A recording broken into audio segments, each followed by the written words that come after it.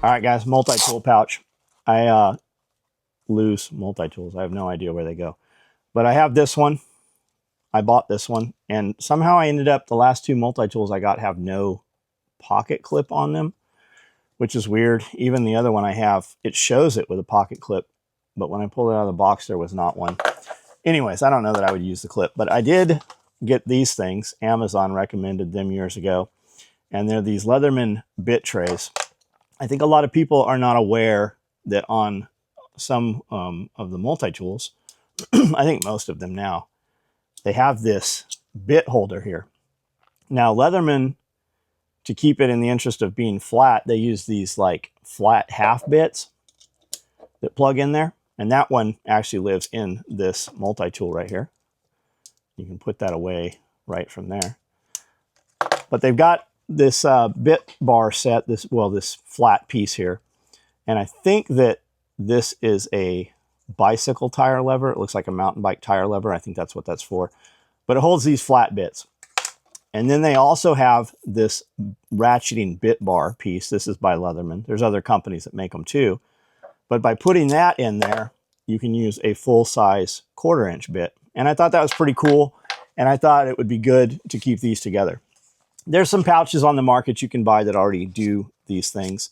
But I wanted it a little bit different. So I built a pouch that had slots front and back. And then guys kept asking for pouches on the side. Put pouches on the side. I want to put a space pen or, other things. And in building this, I finally have it with the pouches. There are 4 flat pouches inside slots and then the 1 pouch. And you can put 2 of these. I see guys carrying 2 of these. You can put one front and back in this pocket. And you can put your ratcheting drive bar into the side pouch there. And then a space pen, or there's some little tiny different tube lights, flashlights that you can put in there. I also see guys asking for elastic on the outside. And I intentionally didn't do that because I will lose shit. Especially, I want to put this on a belt and throw that belt around in the truck and not ever have to be concerned with something falling off or getting brushed off of there. So there's no elastic on the outside. There's no pockets on the outside. Everything is inboard. Originally, when I built these, I made this with these slot pockets open on the bottom. And you could put a little bit longer things. But you could still kind of work it over to where this could fall out the bottom because I'm not closing this on the bottom, and it just gives more room for things to move around and push things and fit. It just fits a little bit more having those open on the sides like that, and it lets stuff drain out of there, debris, water, whatever. So that's how that goes. And I've been building a lot of these. So far, I have built all of these. I don't know that we'll actually even produce these. I've just been doing them as one-off customs, and I've built, there's probably about 50 of them. They're up on SOE Quick Ship, which is my other website. If it's on there, it ships with free shipping. And if it's on there, it ships same or next day. There's only things on there, inventory controlled and locked, that we actually have. Not a lot of stuff. There's some basic belts, only black, 1.5 EDCs and low pros onlys. Common sizes are on there. Anyways, I'm going to build this and show you guys how to build this. So all you guys that are like, $50, $60, that's way too much for that pouch. Well, I'm going to show you how to build your own so that you don't have to buy one. And that's what we're going to do right here. These are the slot pockets that are inside. And these are the front and the back. So let's just start with that right there. Whoever cut this did a horrendous job on this one. Let's just find center. And this is like building the cigarette pouch that we recently did, or some of the Raptor shear pouch that we recently did, or some of the single rifle mag pouches that we've recently done in some of the build videos. This is similar to those, and I'll show you what that looks like. This just has more moving parts to it. So this is the back and the lid portion, and I'm going to start right here by just hemming this.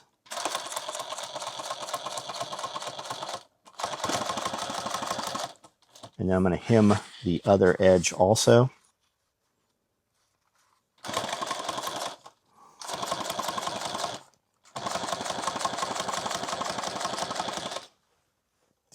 Do you see, can you hand me that pair of blue handled scissors there? I somehow have none here, or I've buried them under something.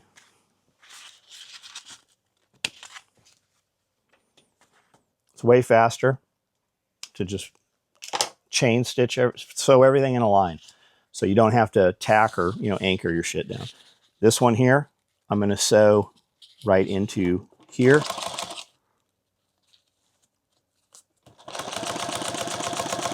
Again, just sewing straight into the next piece. Go ahead and separate it right here. There's no cleanup that way. And I'm going to sew this. I don't care what sequence. You can go from here to here and then here and here. I'm able to just kind of hold these and pull them taut to where I can do the outside perimeters first. This is the sequence that works for me when I chain them all together.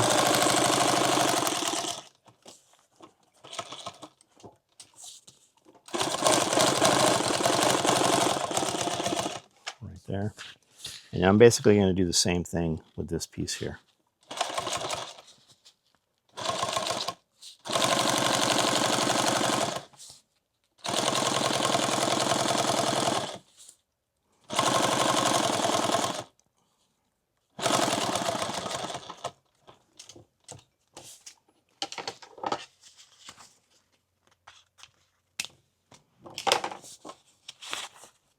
And what I'm talking about is you can sew this piece here and then hold this piece next to it and then do that. I don't care what sequence you do them in.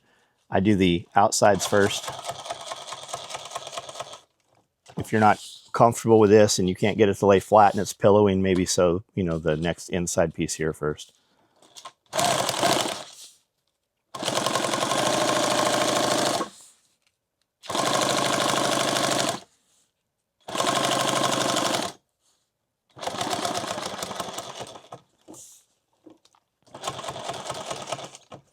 You could take this build idea right here and just move your dimensions around and make a pouch to fit, almost anything. This has powels on the back of it. You could put a belt attachment. You could put Velcro, so you could Velcro this somewhere.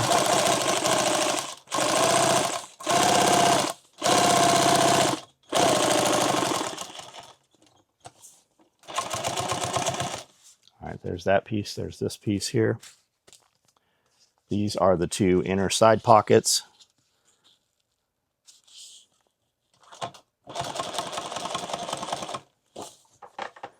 And there's some raw edges in here. And maybe that bothers you, maybe it doesn't. You could totally take this piece here that's it's got these raw edges right here. You could sew a piece of ribbon, or hell, you could put 2-inch webbing in here. This pouch is pretty thick in a lot of places. So it would definitely change depending on the machine you have, whether you would be able to assemble this all the way.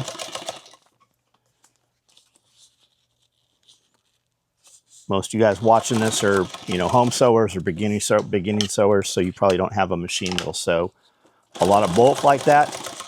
So this is built to be pretty straightforward. And then this is just a 1/4 inch wider than these. And this is the slot on the back. It makes a slot to hold the card that holds the bits. And there's actually one on the front also, but the way we're going to assemble this in a minute, you'll see where that second slot comes from. All right, there we go. So those are the pieces right there. This is the front piece. This is the front piece. Normally at this point, I'm going to look at this. If this is camo, woodland, multicam black, I'm going to look at the piece that has the best pattern content and go, okay, that's the part I'm going to see. I want that to be the lid. And because that's the lid, this end is not the lid. So I'm going to put my Velcro on right here and cover up the side of this assembly that has the lesser pattern on it.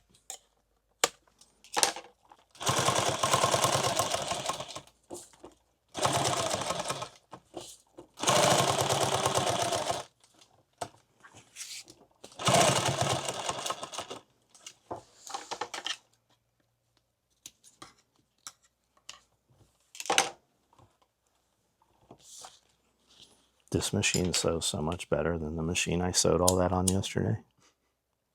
The one at your station? Yeah. It's got some weird thing going on in there. All right, there's that. Here's where that second slot comes from. I'm going to put this just in the center right here. You can measure it if you want to, or you can use your calibrated eye. I'm going to sew this right here. I'm going to tack it, anchor it down right there. I'm going to travel all the way down. I'm going to tack that. I'm going to turn back around.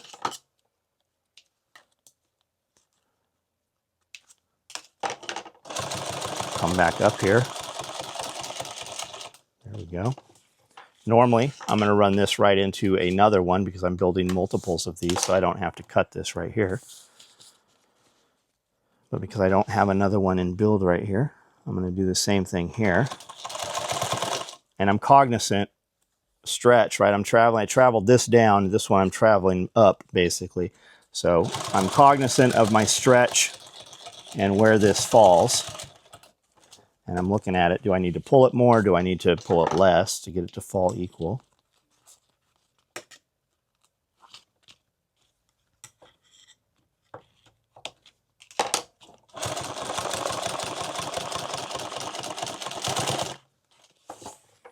There we go. So this is your slot right here. And I have this material moving downward. And there is no seam on the back. The seam is on the inside here. So there is nothing on here, the way I've assembled this, for this tray to catch on. The seam runs up and down. And this seam is on this side, so that is flat. There's nowhere for these bits, which is, if you're putting something in here, that's the part that's going to catch on some shit. So there's your first slot. I also have not closed this down. I've left it open on the bottom, so there's a little room to travel. So depending what you put in here, you can stage these, and it'll hold more items that way. So there's that. And then the side pockets right here, I am going to close the bottom of them because it is open on the sides, on the bottom down here. And there is the potential that eventually something could work its way out of there. So I'm going to set this right here. And here's your bulk I'm talking about, right? I got 2 layers of material here and I've got 2 here. So when I fold this over, I've got 6 layers of material here and I have 2 here when I sew it. So that's 8 layers of material you're going through right here.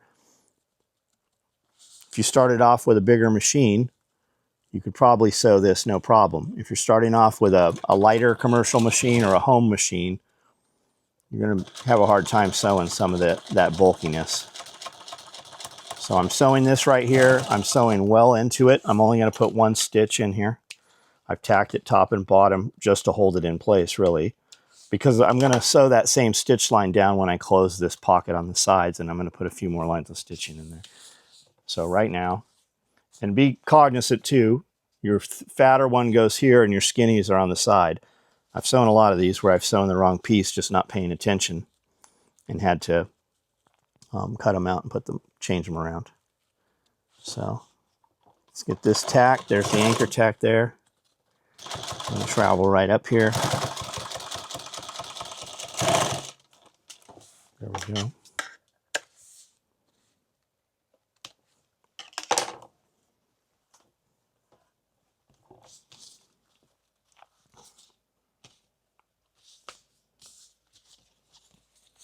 So normally I actually did this backwards. I normally sew these on here before I sew this on, so that when I sew this on, it captures, these are captive, but because I forgot to, I'm just going to come back through here.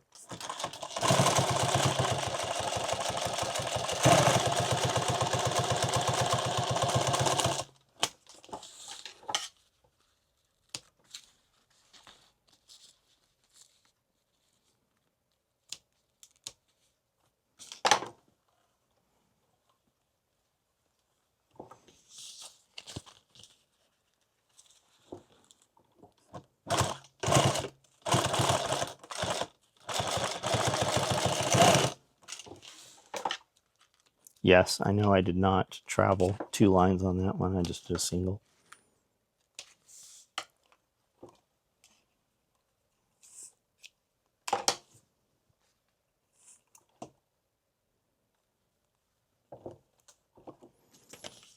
So these here, I'm now going to cut this excess off. You could leave it in there if you want.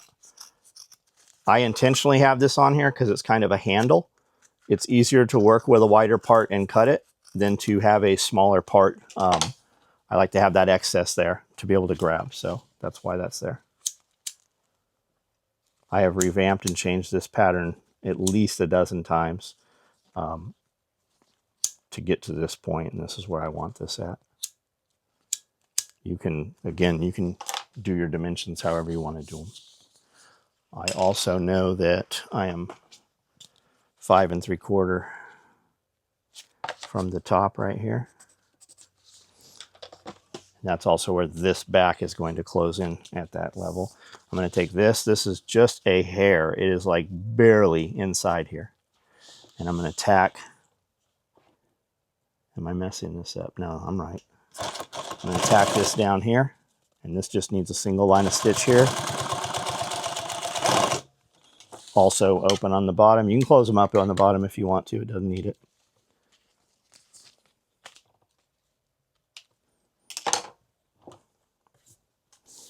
I'm going to do the same thing over here. And this is, again, it's just barely smaller than the width of the back of this. Those are raw edges there. Not worried about them fraying.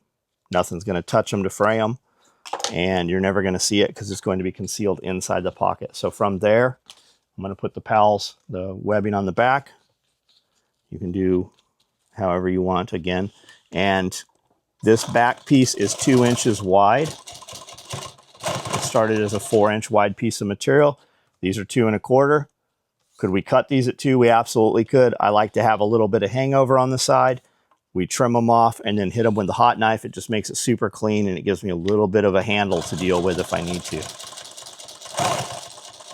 Depending on who sets the hot cutter up when we cut these things, they might put them right at 2. And depending where in the roll you are and the tension and the stretch on the material, you might come out under 2 inches or you might come out over. So I just add an extra 1/4 inch. If I scissor cut them, I actually cut them a 1/2 inch longer because that gives me some allowance to torch them. So it's all up to you how you do them. But these pals, when they're done, and I've got 3 lines of stitching there, as you just saw. And then when I close this, it's going to put a couple more lines of stitching through them also. And because it's so narrow, I could put a belt loop on here. We could sew it on. Instead, I've put all this pals webbing here so you can use a malice clip. Or we have a belt attachment fixture that will slide through 2 of these bars for that. So you can use the same pouch for either way. So I'm going to go ahead and tack these on here now. And if you're not real confident where you are, just pull that one back and look. And then you can sew straight from that line into the next one. And then just keep going.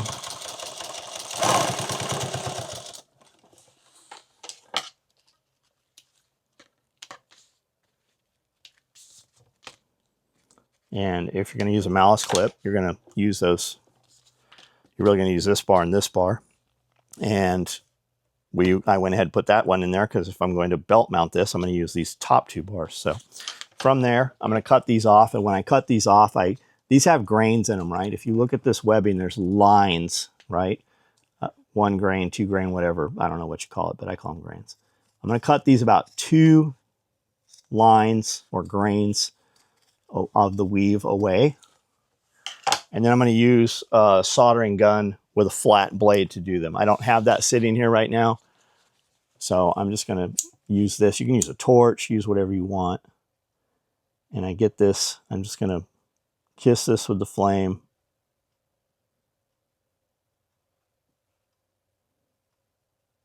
And then I'm just going to run the lighter right across there. And that's pretty clean. So there's your side pockets. There's your back pocket. There's your front pocket. Now the important thing, because I have forgotten this on a lot of these and had to open these up, I'm going to look right here. I want this closed up. You don't have to close it on yours, but I have made a couple batches of these suckers. And when I went to ship them, I realized that I hadn't closed them up. So it literally will take me longer to cut this open to sew these than to just build fresh ones. So everything's done there.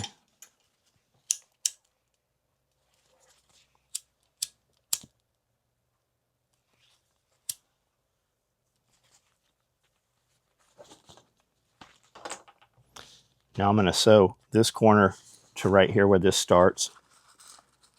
I'm going to put that right there.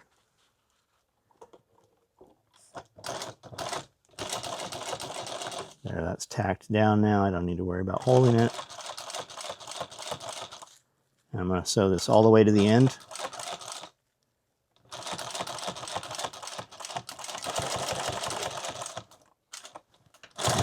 Tack it in real good there.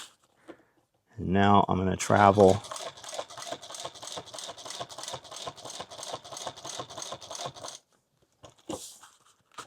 right back. There we go. A little bit of needle deflection, but you can see it's tacked in. That line inside, that's the first line where I hemmed this over.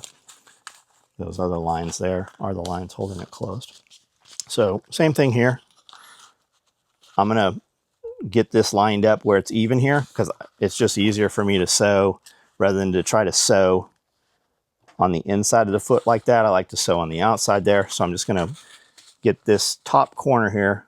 That's the important part because you're going to look at it from the front. And I'm just going to get this tacked in here. There we go, anchored in. And then I'm going to pull this where I want this to be. And I'm going to go ahead and just slowly travel. And I'm just every half inch or so, I'm just adjusting it. Now it's all in line. It's all been sewn. Now I'm just going to, there we go.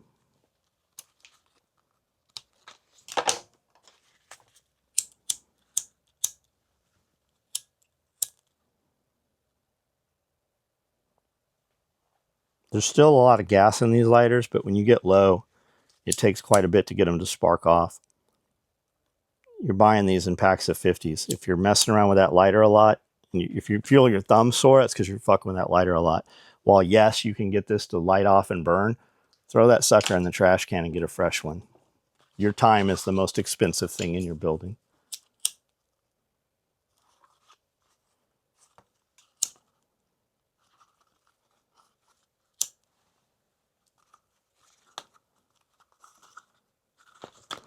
All right, that's closed up there.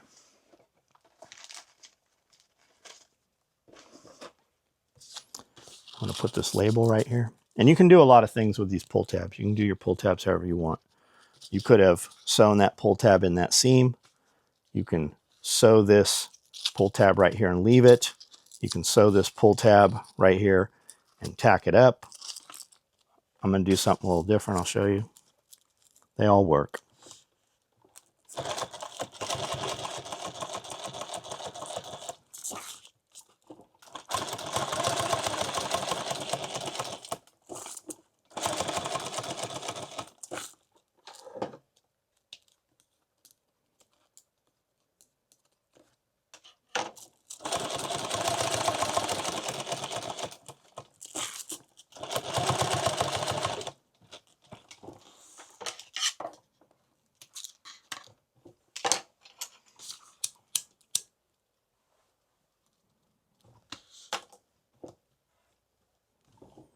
There we go. I'm going to put the label. You can put your label right there. This thing's 2 inches, depending who cuts it, how sharp your pencil was. You might be just a hair under. I'm going to put this label sideways Just fits right in line with that Velcro right there.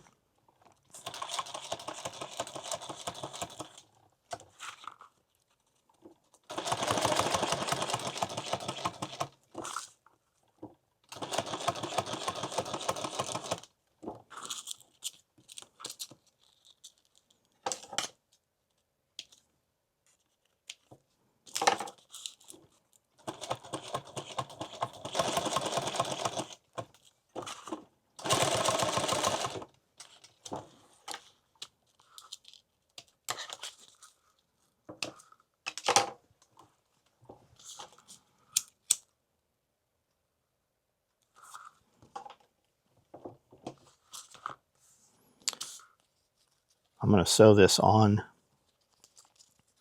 just like this, which gives me 3 layers. So I'm sewing through 3 layers of webbing, 4 layers of Cordura, and 1 layer of Velcro. And anytime you're sewing hook down, you always have the potential for it to grab your thread. You'll notice that it cuts your thread a lot more on hook than anything. I'm just going to put a tack stitch in here. I'm going to hold this down so I'm through all 3 layers. And what I'm after is I want that inner layer all the way up in the bite of the other 2. And that's why I pre-sewed that. I want that way up in there. I don't want any air gap in there. You'll notice on a lot of stuff when you pull a pull tab and that inner piece rips out, it's because they just didn't have it held in place when they sewed it. If you pre-sew it, there's no possibility of that happening. So I've got that there. Now I'm going to run right inside of that same stitch line.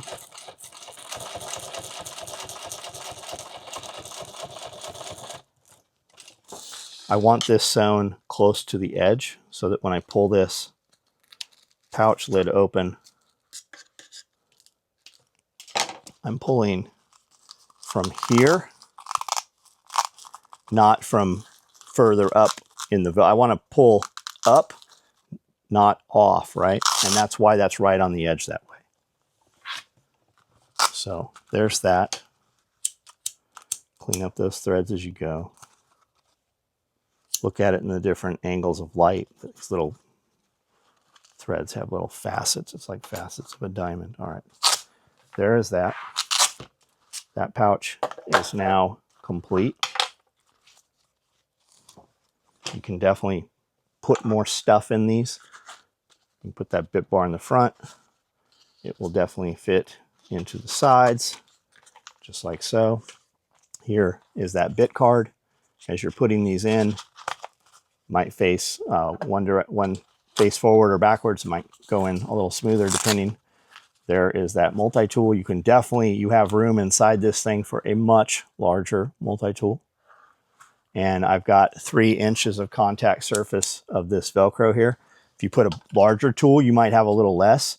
But as you see, this closes and I've got almost a complete 3 inches of contact of 1.5 inch Velcro. You could definitely build this pouch with 2-inch Velcro. Doesn't need it. There it is. That's what it looks like.